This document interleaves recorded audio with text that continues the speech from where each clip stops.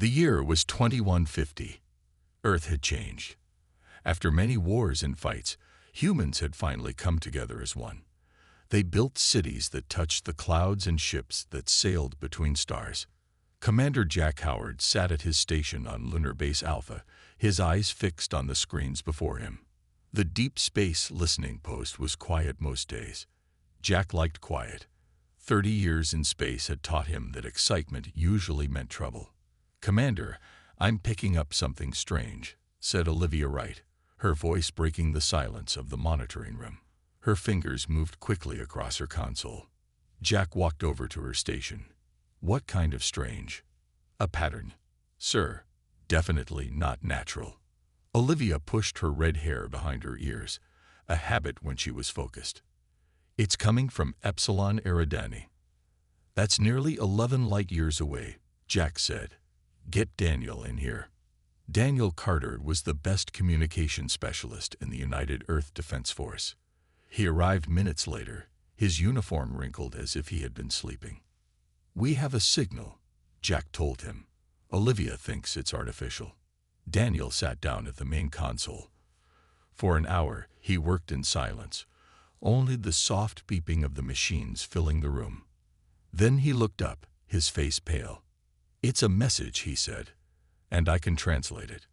The three of them watched as symbols appeared on the main screen, slowly turning into English words. SOS, invasion, harvesters, please help, 11 billion lives. More data followed.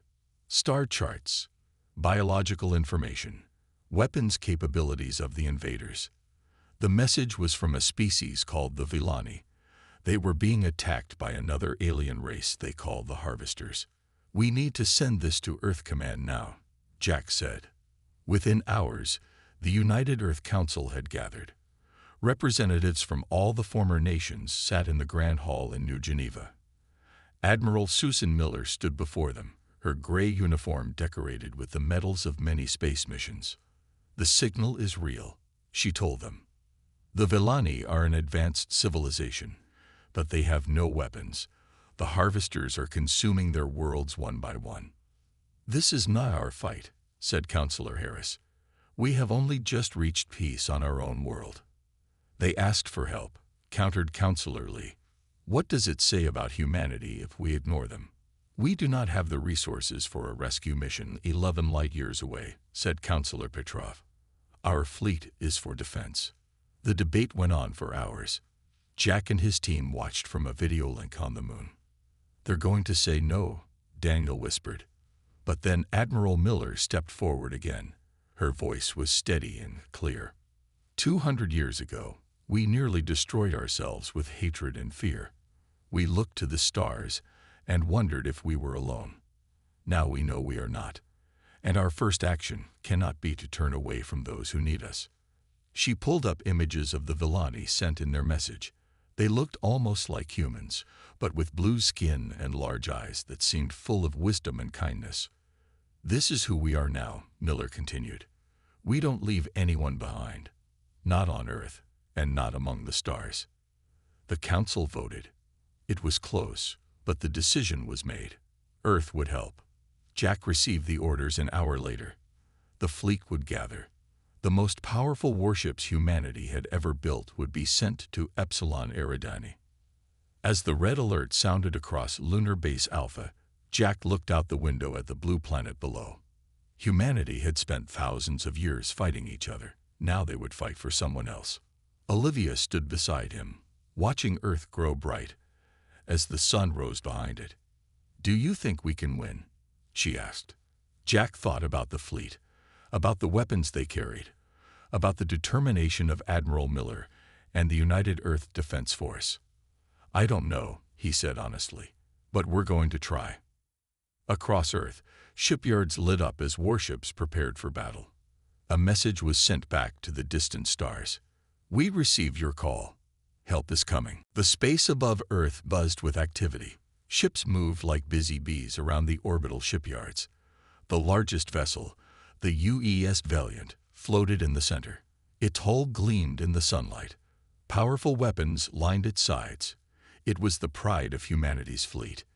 Captain Alan Frost stood on the bridge of the Valiant, watching his crew prepare for their mission. He had served in the United Earth Defense Force for 20 years. This would be his most important job yet.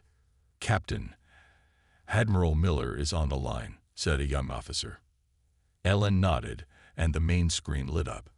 Admiral Miller's face appeared, looking tired but determined. "Captain Frost, are you ready?" she asked. "The Valiant is at 95%, Admiral. We can launch in 6 hours." "Good. You will lead the fleet. 5 destroyers and 3 support ships will follow your command. Your orders are to reach Epsilon Eridani, make contact with the Villani, and protect them from the harvesters." Alan looked at the star chart beside him. Epsilon Eridani was far away. Even with their fastest ships, it would take time to get there. "The new Alcubierre gate is ready," Miller said, as if reading his mind. "It will cut your travel time to 3 days." The Alcubierre gate was new technology. It bent space to allow faster travel. This would be its first real test. "Understood, Admiral," Alan said. "We won't let you down." Throughout the ship, the crew worked to prepare for the mission. In the weapons section, Lieutenant Kate Morgan checked the laser arrays and missile systems. "How are we looking, Lieutenant?" Alan asked as he walked by. Kate was young but skilled. Her hands moved quickly over the control panel. "All weapon systems are green, Captain. If these harvesters want to fight, we'll give them one they won't forget." In the engine room, Engineer Paul Rivera worked with his team to fine-tune the powerful engines. "The drive is stable, Captain," Paul reported, wiping sweat from his forehead. "The new antimatter injectors are working better than expected. We'll have extra power for shields if we need it." Dr. Samantha Peterson worked in the science lab, studying the biological information the Villani had sent. "The Villani are oxygen breathers like us," she told Alan. "But their body chemistry is different. They seem to be peaceful, with no natural defenses. No wonder they need our help." Alan walked the halls of his ship, checking every section. The Valiant carried 2,000 crew members. They were the best Earth had to offer. Many had families back home. All knew they might not return. 6 hours later, the fleet was ready. The ships lined up near the giant ring of the Alcubierre gate. Earth looked small and blue below them. "This is Captain Frost to all ships," Alan said, his voice reaching the entire fleet. "Our mission is clear. We are going to help people we've never met, against an enemy we don't fully understand. But this is what humanity does now. We protect those who cannot protect themselves." The gate began to glow, energy building around its edges. "UES Valiant, you are cleared for departure," came the voice from Earth Control. "Helm, take us through," Alan ordered. The huge ship moved forward. The gate's energy wrapped around it like water. Stars stretched into lines as space fed around them. A message came from Earth, from Admiral Miller herself. "Remember who we are and what we stand for. You carry the spirit of all humanity with you." Then the ships were gone, moving faster than light toward distant stars. On the bridge, Alan looked at the view screen showing the path ahead. "Now we find out what we're really made of," he said quietly. Behind the Valiant, the rest of the fleet followed. Earth had sent its answer to the call for help. Warships, filled with humans ready to fight for strangers among the stars. The fleet emerged from the Alcubierre tunnel into the Epsilon Eridani system. The stars looked different here. A yellow sun burned in the distance. 5 planets circled it. The third one was blue and green, much like Earth. "Scan for signs of civilization," Captain Frost ordered. The bridge crew worked quickly. Screens lit up with data.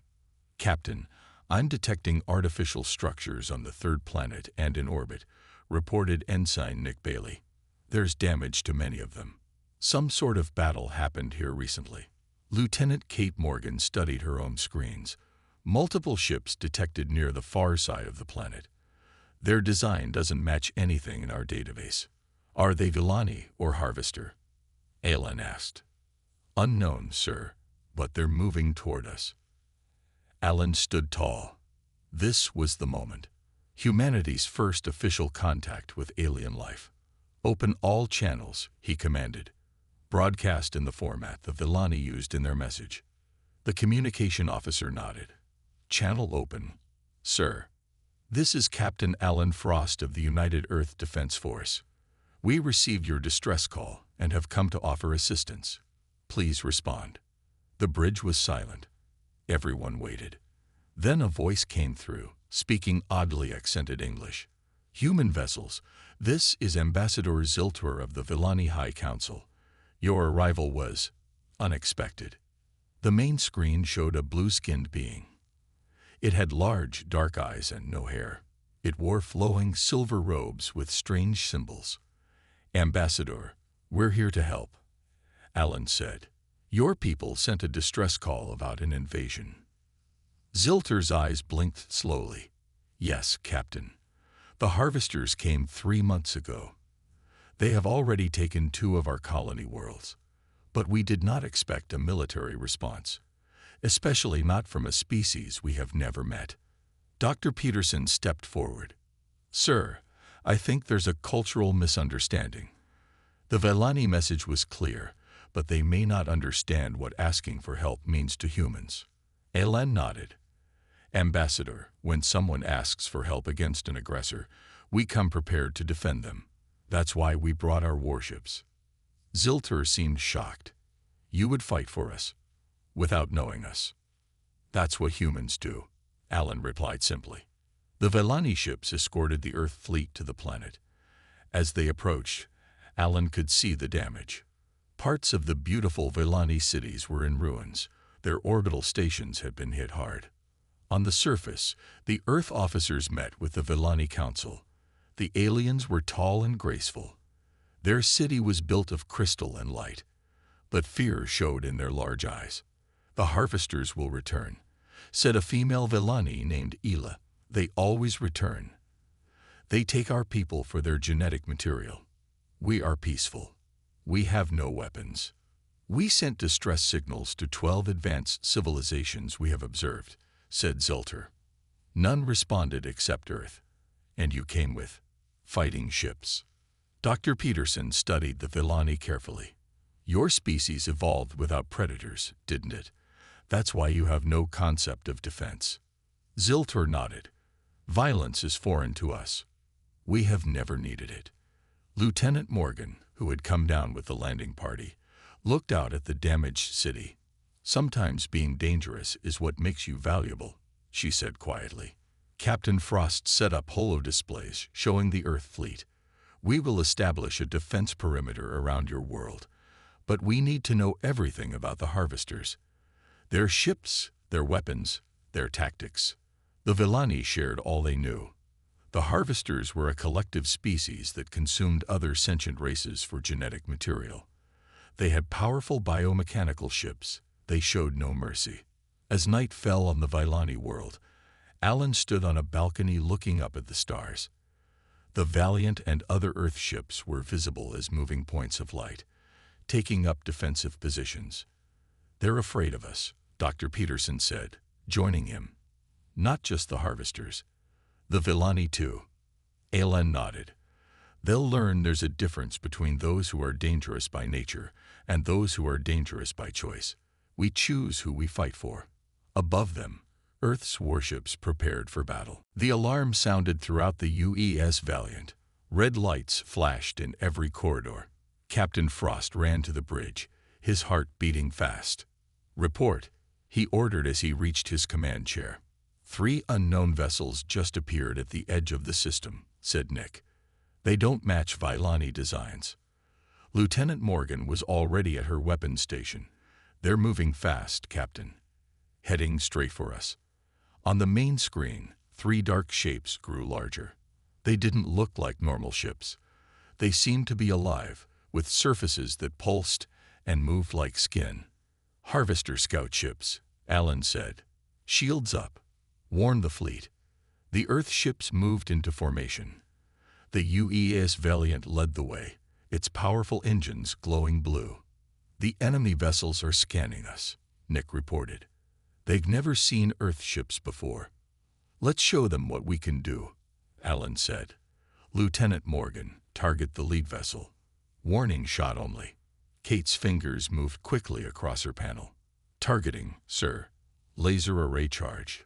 A beam of light shot from the Valiant. It passed close to the lead harvester ship, missing it by design. The response was immediate. All three alien ships accelerated. They're attacking, Nick shouted. The harvester ships fired strange green beams. They struck the Valiant's shields, making them glow. Shields holding at 90%, reported the defense officer. Return fire, Alan ordered. All ships engage targets. The space around them lit up with weapons fire. The Earth destroyers moved in perfect formation, their training showing. The harvester ships were fast but seemed confused by human tactics. One of the alien ships exploded, hit by multiple Earth weapons. The other two turned to flee. "Shall we pursue, Captain?" asked Kate. "No," Alan said, "but capture debris for study. I want to know what we're fighting." In the science lab, Dr. Peterson examined pieces of the destroyed harvester ship. She worked carefully, using robots to handle the alien material. "This is fascinating," she told Captain Frost when he visited. "The harvester ships are partly alive. They're grown, not built." "Grown?" Alan asked, looking at the strange, flesh-like material. "Yes, and there's more. The biological parts show DNA from many different species. I think the Villani were right. The harvesters consume other species and use their genetic material to improve themselves." While Dr. Peterson studied the enemy, Engineer Rivera worked with Villani scientists. They tried to improve the shields around the Villani cities. "Your technology is advanced in some ways," Paul told the blue-skinned aliens, "but you never developed it for defense." Ela, the female Villani scientist, nodded. "Our history has no wars. We explored space looking for knowledge, not conquest." Paul smiled. "That's admirable. But sometimes you need to protect what you've built." On the Valiant's bridge, Alan met with his officers. They planned for the bigger battle they knew was coming. "The scout ships were testing us," Kate said. "The main harvester fleet will know our capabilities now." "Good," Alan replied. "Let them know what they're facing." A message arrived from the planet. Ambassador Zilter's face appeared on screen. He looked worried. "Captain Frost, our long-range sensors have detected a large harvester force moving toward our system, much larger than before." "How many ships?" Alan asked. "Over 100, Zilter said, his voice shaking. The Earth officers looked at each other. Their fleet had only 8 ships. Just then, another message came in. It wasn't from the Villani. It was from the harvesters themselves. The image on screen showed a creature that barely looked alive. It was pale and had many eyes. When it spoke, its voice sounded like many voices together. "Humans, you protect the Villani. This is not your fight. Leave now or be destroyed with them. The Villani are our food, nothing more." Captain Frost stood up straight. His voice was calm but firm. "We received a call for help. We answered. We don't abandon those who need us." The harvester made a sound like laughter. "Then you will die with them." "Perhaps," Alan said. "But if you want the Villani, you'll have to come and take them." The screen went dark. Alan looked at his crew. "Now we prepare for war." The harvester armada appeared like a dark cloud at the edge of the Villani system. Over 100 ships, all moving as one giant force. They blocked the light from distant stars.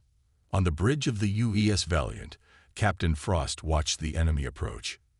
His 8 ships seemed tiny against such a large force. "All vessels in defensive formation," he ordered. "Protect the planet at all costs." Lieutenant Morgan checked her weapons systems one final time. "All weapons hot, Captain. Ready to fire on your command." The bridge was quiet. Everyone knew the odds. They were far from home, facing an enemy that wanted to eat the people they were protecting. "You know," Alan said to his crew, "they think we'll run. That's why they warned us. They believe no one would fight when the odds are this bad. He smiled. They don't know humans very well. The Earth fleet spread out in a wide pattern. The harvesters moved closer, their biomechanical ships pulsing with strange light. They're in range, Kate reported. Begin attack pattern Delta. Alan ordered. All ships, fire at will. The Earth ships suddenly moved in different directions.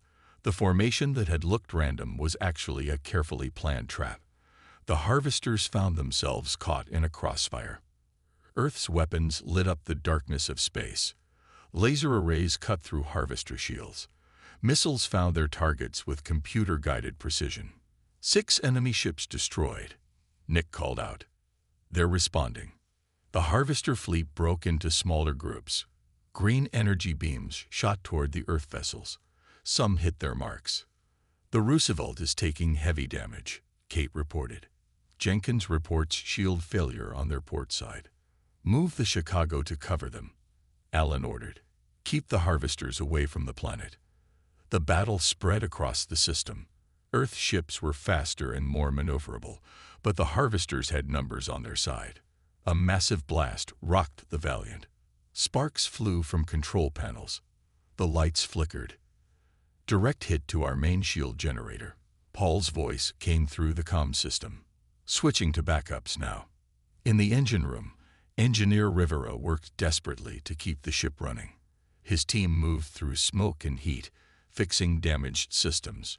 A young engineer was hurt, her arm burned by an electrical fire. Paul helped her to safety, then returned to work. Captain, we can give you 80% power to the shields, but that's all for now, he reported. On the bridge, Alan made a quick decision. Helm, bring us about. We need to protect the Vylani capital. Their shields are weakest there. The Valiant turned, putting itself between the planet and 3 large harvester ships. The enemy concentrated their fire on the Earth flagship. Shields at 40%, Kate announced. Her face showed concern, but her voice remained steady. In the science lab, Dr. Peterson worked frantically, studying the data from the battle. She noticed something strange about the harvester attack patterns. Captain, she called over the comm. The harvester's ships are connected somehow. When one is destroyed, the nearby ones become less effective for a short time. I think they share a hive mind. Ellen thought quickly. Lieutenant Morgan, focus fire on clusters of ships. Hit them in tight groups. The Earth fleet changed tactics.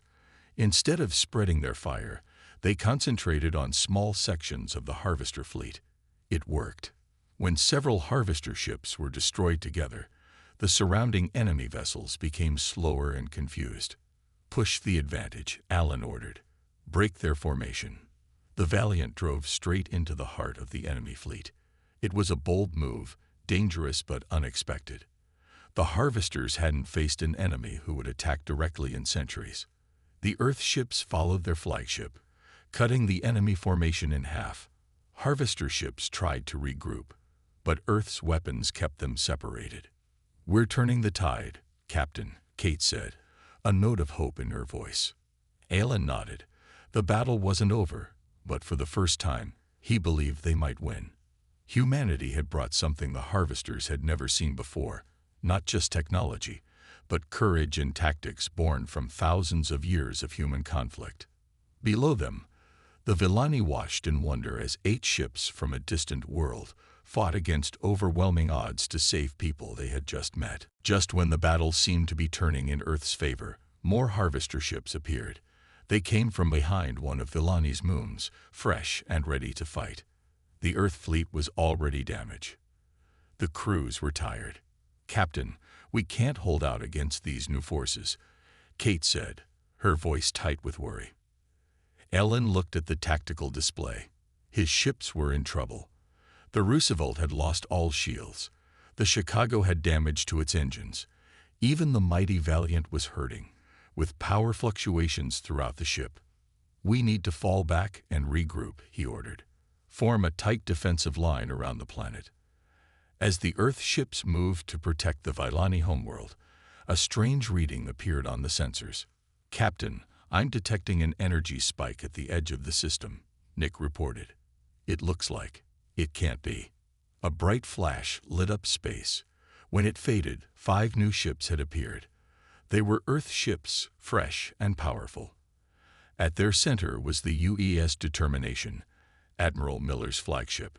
"This is Admiral Susan Miller to all Earth forces," her voice came through clearly. "Sorry we're late to the party." Cheers erupted on the Valiant's bridge. Help had arrived. "Admiral," Allen said, relief clear in his voice. "Your timing is perfect." "We couldn't let you have all the fun, Captain Frost," Miller replied. "Earth decided to send reinforcements. The Second Fleet is here." The Admiral's ships moved quickly into battle positions. They were armed with new weapons, developed after studying the data Captain Frost had sent back to Earth. "All ships, deploy EMP weapons," Miller ordered. "Target harvester command nodes." Pulses of blue energy shot from the Earth ships.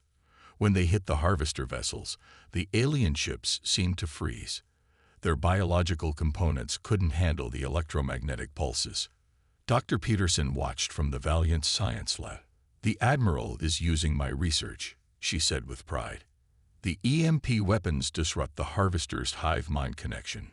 With the fresh Earth ships joining the fight, the battle turned again.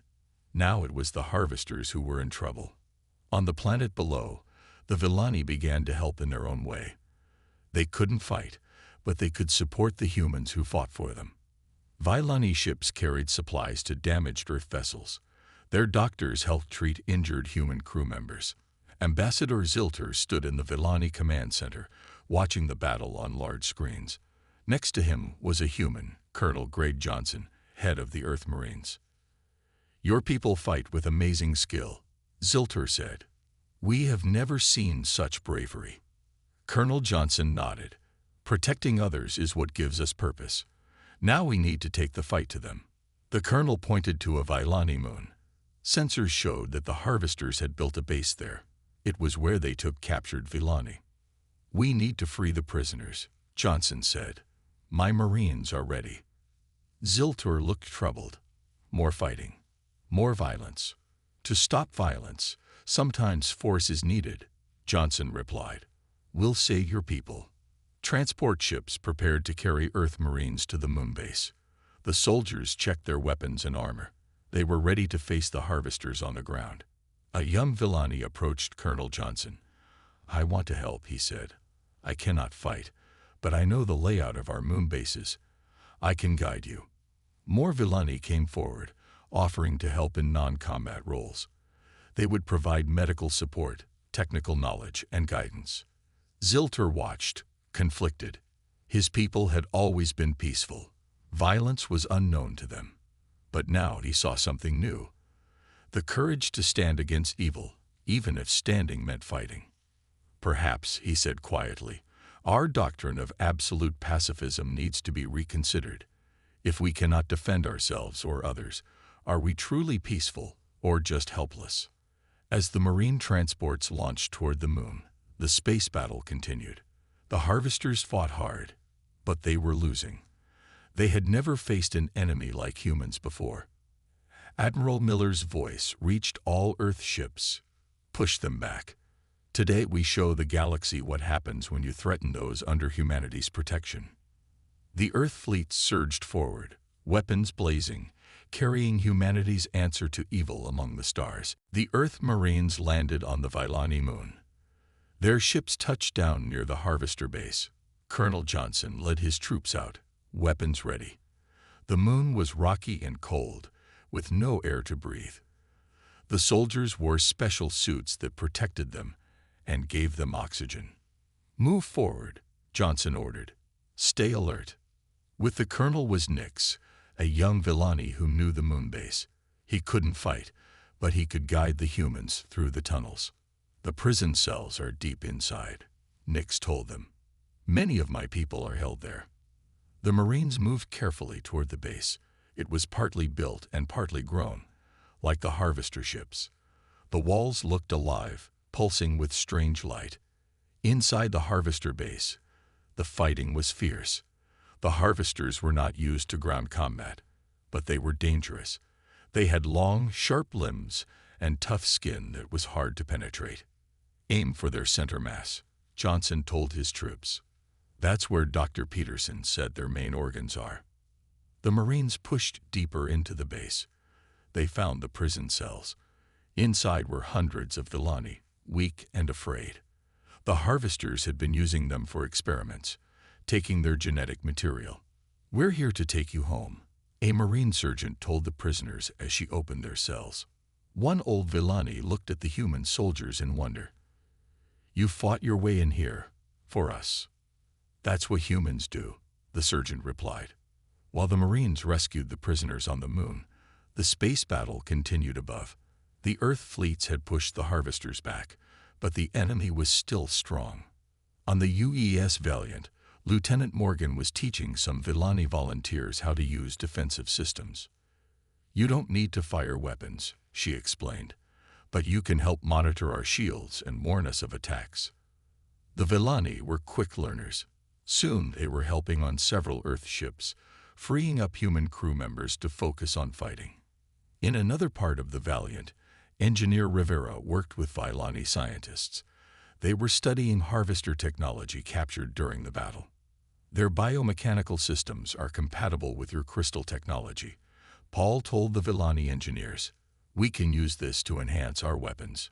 Together, they built new devices that combined Earth, Villani, and captured harvester tech.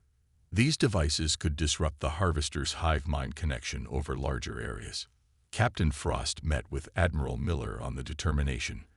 They planned their next move. "The harvesters are retreating to their central hive," Miller said, pointing to a large space station near the system's outer edge. "It's their command center." "Then that's where we need to hit them," Allen replied. "Cut off the head, and the body dies." The Earth fleet regrouped.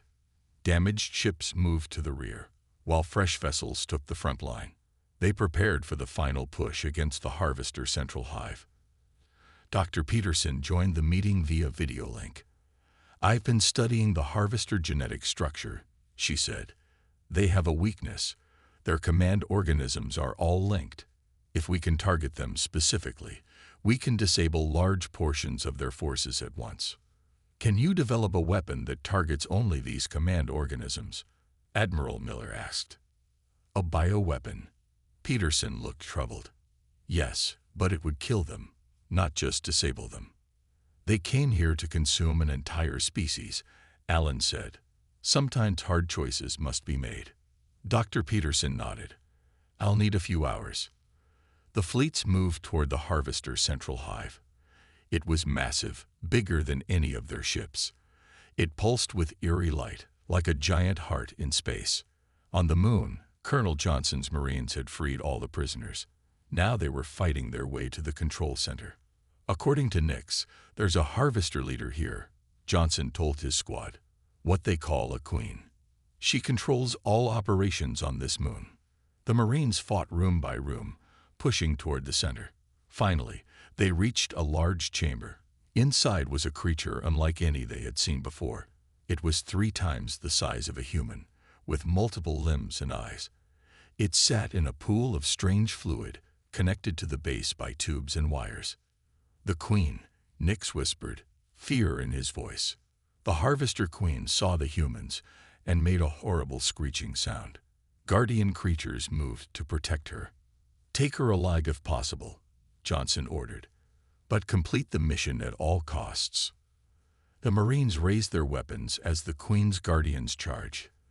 The battle for the moon base had reached its climax. 1 week later, the Villani world was quiet again. The sky that had been filled with fire and explosions now showed only stars and the blue glow of the planet's rings. Harvester ships were gone. Some had been destroyed. Others had fled to the far reaches of space. In the grand hall of the Villani capital, humans and Villani gathered. The room sparkled with crystal and light. Captain Frost stood with Admiral Miller, looking out at the city that they had saved. "They're rebuilding quickly," Allen noted. "Their technology is amazing when focused on creation rather than destruction." Miller nodded. Earth has approved my request. We're establishing a permanent defense outpost in this system. The harvesters won't try again soon, but if they do, we'll be ready." Ambassador Ziltor approached them. He wore ceremonial robes of silver and blue. With him were several members of the Villani High Council. Captain Frost, Admiral Miller, Ziltor said, bowing slightly. "The Villani people owe you a debt we can never repay. You fought for us when no one else would." "It was the right thing to do," Miller replied simply. "We have much to learn from humans," Ziltor continued. "Our council has voted. We wish to join Earth's alliance. We offer our knowledge, our resources, and our friendship." Ellen smiled. "We would be honored to have the Villani as allies." In another part of the hall, Dr. Peterson sat with a group of Villani scientists. They shared information about biology, medicine, and genetics. The Villani were especially interested in human immune systems, which were much stronger than their own. "We can help you develop better defenses against disease," Samantha told them. "And your crystal technology can help us improve our medical equipment." Not far away, Engineer Rivera was showing young Villani how to build simple defensive shields. "You don't need to become warriors," he explained, "but understanding how to protect yourselves is important." A Villani child watched with wide eyes as Paul created a small force field with parts from an Earth communicator and Villani crystals. "Can you teach me how to do that?" the child asked. Paul smiled. "Of course." On the moon base, now cleaned of harvester influence, Colonel Johnson's Marines were helping build a monitoring station. The Harvester Queen had been captured alive. She was kept in a special containment cell, studied but treated humanely. The colonel had insisted on this. "We're not like them," he had said. "We don't torture prisoners, even enemies." Messages were arriving from across the galaxy.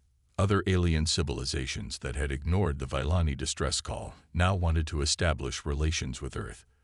They had seen what humans were capable of. Some feared this new species. Others wanted protection. "They're afraid of us," Kate Morgan said to Captain Frost as they watched diplomats arrive from 3 different worlds. "Fear isn't what we want," Ellen replied. "Respect is better, and understanding that we will always answer calls for help." That evening, Admiral Miller addressed the United Earth Council via subspace communication. The leaders of Earth listened as she reported on the victory and its meaning. "Today we proved that humanity's greatest strength isn't our technology or our weapons," she said. "It's our unwillingness to stand by while others suffer. This is who we are now. This is who we have always been at our best." The Council voted to expand Earth's defense force. More ships would be built. More personnel would be trained. Humanity was ready to take its place among the stars as protectors.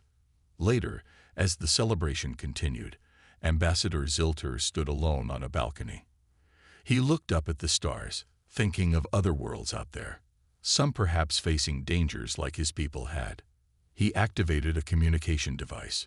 It would send his message to distant stars, to anyone who might be listening. "Should you ever face darkness," he said, "call for humanity." They answer.